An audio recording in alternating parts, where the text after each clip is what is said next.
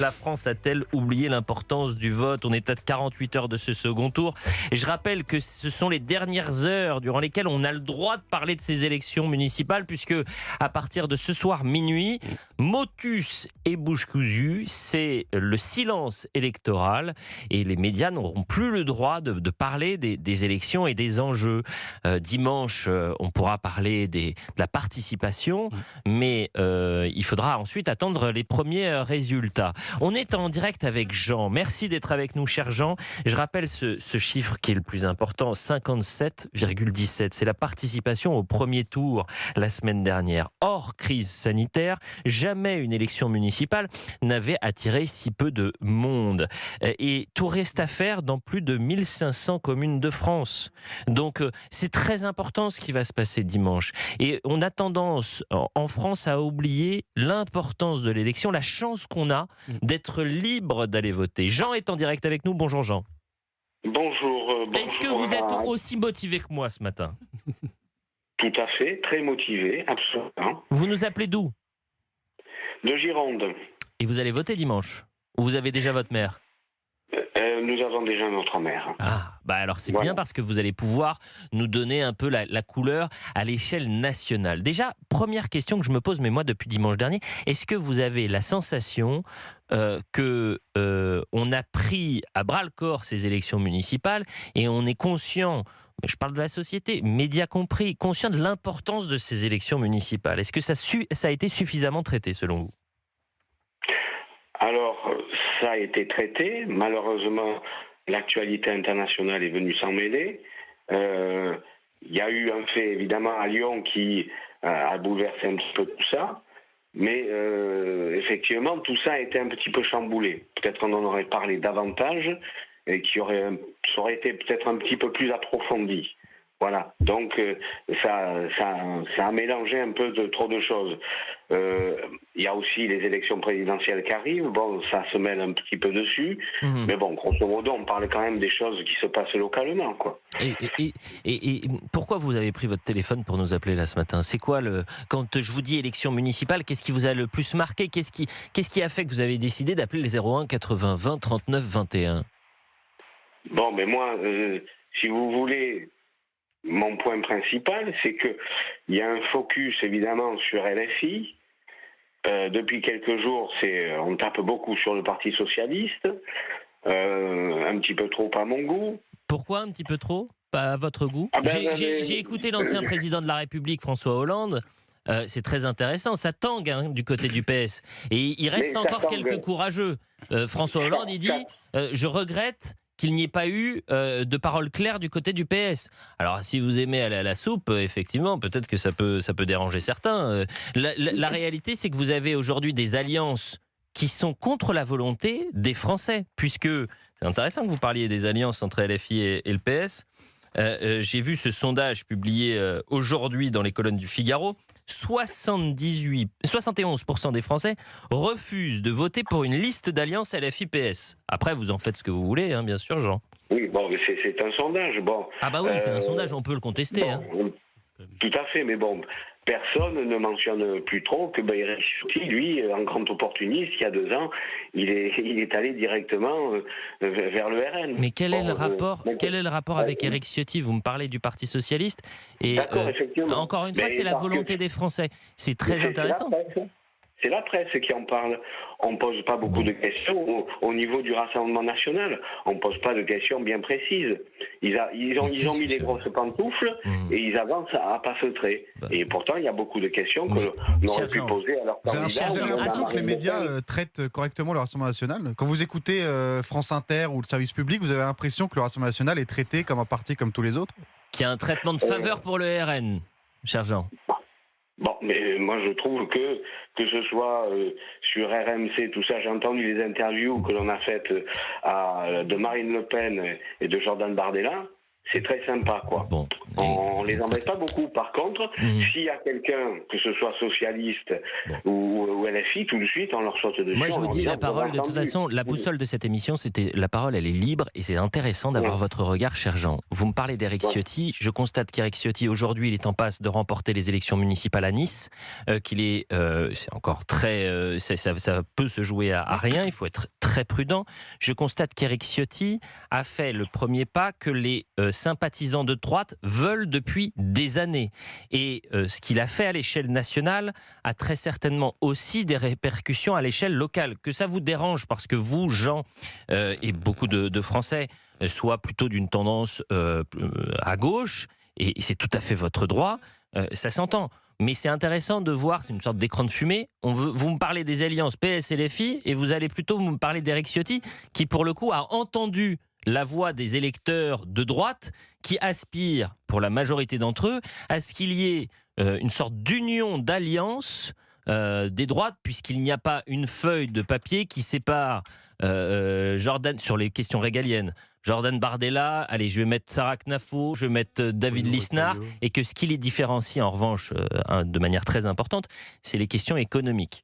Merci cher Jean d'avoir appelé au 01 80 20 39 21. Tous dans les urnes, c'est ça la grande boussole de ce matin. On sera avec Olivier dans un instant. Cher Sébastien Ligné, que se passe-t-il ?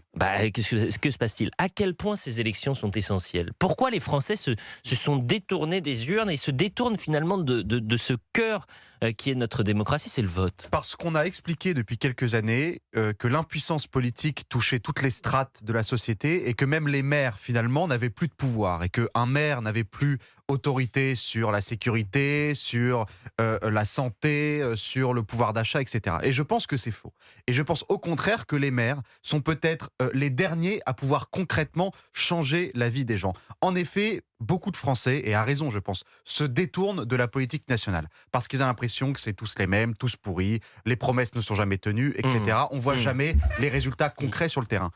Au municipal, ce n'est pas vrai. Un bon maire et un mauvais maire, vous voyez la différence. Demandez à Lyon, à Grenoble, dans toutes les villes qui sont tombées sous pavillon écolo ou socialiste en 2020, je peux vous dire qu'ils ont vu la différence en termes de sécurité, en termes de propreté. Potentiellement à Lyon, monsieur Doucet, le maire sortant, pourrait être réélu. Oui, mais parce qu'on a la droite la plus bête du monde à Lyon. Au prix d'une alliance contre nature. Tout reste à faire dans 1526 communes de France, 556 duels, 817 triangulaires, 116 quadrangulaires, et même 16 quinquangulaires. Ça veut dire qu'il y aura 5 candidats dans 16 communes. C'est quand même assez intéressant. Ça va se jouer dans les plus grandes villes à quasiment quelques milliers de voix. Ça va être très intéressant, que ce soit Paris, Bordeaux, Toulouse, même Nantes, Lyon, Nantes également. Mathieu Hoc. C'est vrai que ce qui rend ces élections municipales de 2026 très intéressantes, c'est qu'on est dans une époque électorale qui est complètement différente des dernières élections municipales. C'est-à-dire que là, on est sous le règne de la tripartition de la vie politique, avec un bloc à gauche radical, un bloc central et un bloc de droite, et que dans ce cadre-là, le duel gauche-droite qui a habitué les élections municipales par vagues, notamment depuis les années 70, vague de droite, vague de gauche en 77, puis vague de droite en 2001, puis vague de gauche en 2008 et vague de droite en 2014, tout ça a changé. Et donc là, ces élections sont particulièrement intéressantes parce que c'est surtout sur la question des alliances. Et on voit avec l'exemple que vous montrez sur toutes les villes que la boussole de certains partis politiques n'est pas la grille de valeurs. Est-ce que LFI est un bon parti ou pas, mais plutôt est-ce qu'ils sont en danger ou pas. Je pense notamment au Parti socialiste. Le Parti socialiste est en danger à Nantes, il s'allie avec LFI. Le Parti socialiste n'est pas en danger à Paris. Ce qui n'est pas en danger, il ne s'allie pas. 11h44, on va parler de Paris. Vous me faites la transition parfaite, Mathieu. 11h44, une seule question à vous. Avez-vous fait votre choix ? Vous nous appelez, vous nous parlez de ces élections municipales. Il y a du monde au standard. 01 80 20 39 21, puisque Mathieu et Nathalie vont réagir dans un instant. On parle de ces élections municipales à l'échelle nationale, des grands enjeux. On a vu qu'au premier tour, les Français ont boudé les urnes et c'était une participation faible véritablement historique si on met de côté l'élection de 2020, puisqu'il y avait la crise sanitaire. Je voudrais qu'on s'arrête un instant sur Paris, parce que ça va se jouer à rien du côté de Paris. Emmanuel Grégoire voit son avance fondre comme neige au soleil. Il commence à tanguer, notre Plus qu'un point dans le dernier candidat. Sondage est là pour le Figaro, 45,5% pour Emmanuel Grégoire, 44,5% pour Rachida Dati et 10% pour Sophia Chikirou. On est donc dans la marge d'erreur, Sébastien Ligné. Totalement. On est dans la marge d'erreur, et ce qui est intéressant, c'est que sur ce tout dernier sondage, 2/3 des sondés, c'était avant le débat de la semaine sur les municipales, et 1/3 après le débat. Et quiconque a vu ce débat a bien vu les difficultés du candidat Emmanuel Grégoire face finalement à deux adversaires, Rachida Dati qui s'est mis un tout petit peu en retrait et qui a laissé la lumière à Sophia Chikirou, qui a surpris beaucoup de monde d'ailleurs par ses qualités. De toute façon, il y a deux clés pour ce scrutin à Paris dimanche. C'est combien d'électeurs de Sophia Chikirou vont maintenir leur vote pour Sophia Chikirou et ne vont pas céder à la tentation d'un vote utile pour Emmanuel Grégoire. Et le plus grand enjeu, c'est parmi l'électorat de M. Bournazel, donc le candidat macroniste, et d'Édouard Philippe, combien vont se tourner vers Rachida Dati et combien vont se tourner vers Emmanuel Grégoire. C'est la clé de ce scrutin. Et si Emmanuel Grégoire l'emporte, il pourra dire merci à Édouard Philippe, merci à Pierre-Yves Bournazel. Évidemment, il faudra qu'il aille serrer la main d'Édouard Philippe qui pense à l'Élysée. Encore une fois, cette alliance indirecte entre le centre et finalement la gauche. Sarah Knafo, qui a indiqué avoir échangé par téléphone lundi après-midi au lendemain du premier tour avec Rachida Dati. Et voilà ce que dit Sarah Knafo par rapport à Rachida Dati. Elle me dit, Édouard Philippe et Pierre-Yves Bournazel mettent un veto à une union des droites, et ça a été confirmé auprès du Parisien par l'entourage de l'ancien Premier ministre. Édouard Philippe a toujours été clair sur le fait qu'il ne faut pas d'alliance avec l'extrême droite, donc il considère Sarah Knafo comme une extrême droite. Il est contre l'union des droites, et M. Édouard Philippe envisage d'être candidat à la présidentielle, donc il faudra applaudir Pierre-Yves Bournazel et Édouard Philippe si demain Emmanuel Grégoire l'emporte. Mathieu est en direct avec nous. Cher Mathieu, bonjour. Bonjour, cher Elliot. Merci d'avoir pris votre téléphone et d'appeler au 01 80 20 39 21. Vous êtes allé voter la semaine dernière ? Oui. Est-ce que vous allez aller voter dimanche, puisque vous êtes parisien ? Oui, je vais voter. Je vous cache pas que je suis un électeur de droite, une droite plutôt Sarah Knafo que Macron compatible comme Rachida Dati. Donc je suis un peu déçu de cette attitude, encore une fois, d'ostracisation de Sarah Knafo. Je voudrais simplement demander à M. Philippe ou à tous nos donneurs de leçons de nous citer quelque chose qui soit proche du nazisme, de la xénophobie, du fascisme, du racisme dans la campagne de Sarah Knafo. Juste une chose, qui nous le dise, parce que ça m'intéresserait. Ça voudrait dire que moi-même, je suis un néo-nazi qui s'ignore. Et donc ça me ferait peur. C'est profondément heurtant pour les électeurs, effectivement, pour les Français, qui finalement ont vu en Sarah Knafo, dans sa candidature, des qualités qui peuvent être complémentaires avec celles de Rachida Dati. Mon retrait ne repose, dit-elle, Sarah Knafo, sur aucune magouille. Il repose, mon retrait, sur un sens des responsabilités. Elle assure que c'est Emmanuel Grégoire qui l'a convaincu en quelque sorte de se désister avant le second tour en raison de ce programme qu'elle considère être un programme communiste. Et vous savez, pendant toute la semaine, je me suis dit, est-ce qu'elle c'est judicieux politiquement de faire ça ?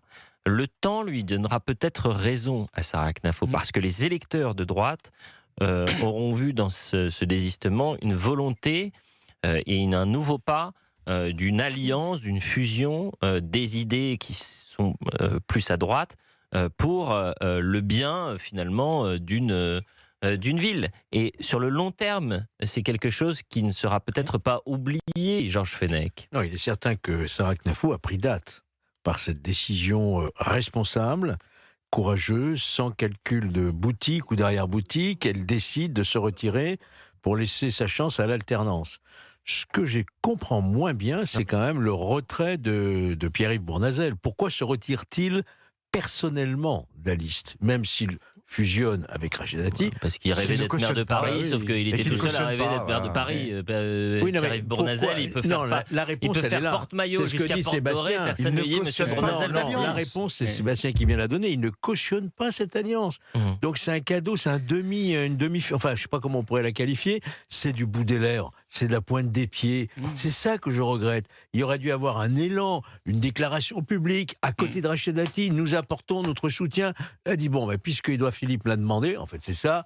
J'accepte vraiment d'un contre-cœur et d'ailleurs je me retire. Vous voyez le message qu'on envoie. L'histoire de ces élections municipales dans quelques jours ou quelques semaines et qu'on s'arrêtera sur Paris, la première question qu'on se posera, c'est pourquoi il a été candidat. Comment se fait-il qu'il y ait eu et Rachida Dati et Monsieur Bournazel